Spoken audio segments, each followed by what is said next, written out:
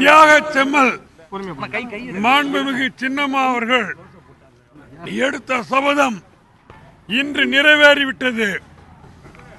தன்னுடைய உயிரை, உடல், பொருள், ஆவி அத்தனையும் மாண்புமிகு சின்னம்மா அவர்கள் இக்கழகத்திற்காக எல்லாத்தையும் பணயம் வைத்து தியாகம் செய்து அவர் அன்று மாண்புமிகு அம்மாவினுடைய சமாதியில் எப்பாடுபட்டாவது நான் எங்கிருந்தாலும் நான் அண்ணா திராவிட முன்னேற்ற கழகத்தை காப்பாற்றுவேன் என்று சபதம் ஏற்றார்கள்.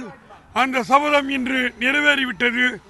துரோகிகள் ஓபிஎஸ் தலைமையில் திராவிட முன்னேற்ற கழகத்துடன் கூட்டு சேர்ந்து அண்ணா திராவிட முன்னேற்ற கழகத்திற்கு எதிராக அவர்கள் எவ்வளவு செய்ய முடியுமோ செய்தார்கள். சட்டசபையினுடைய மாண்பினை குலைத்து விட்டார்கள்.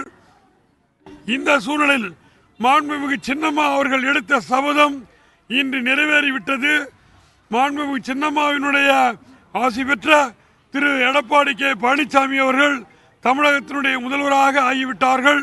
தமிழகத்தில் மாண்புமிகு அம்மாவினுடைய ஆட்சி தொடர்ந்து நடைபெறுகிறது. அகில இந்திய அண்ணா திராவிட முன்னேற்ற கழகம் தியாக செம்மல் சின்னம்மாவின் தலைமையில் அது வீறு நடை போட்டுக் கொண்டிருக்கிறது.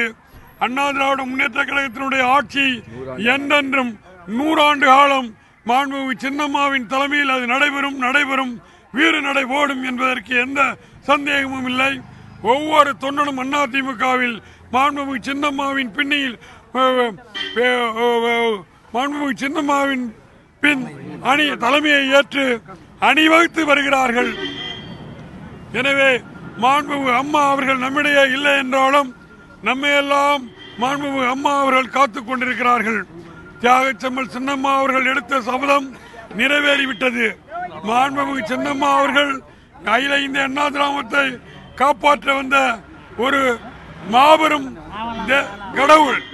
இந்த அண்ணா திராவிட முன்னேற்ற கழகம் ஒவ்வொரு தொண்டனுக்கும் கடவுளாக மாண்புமிகு சின்னம்மா அவர்கள் காட்சியளிக்கிறார்கள்.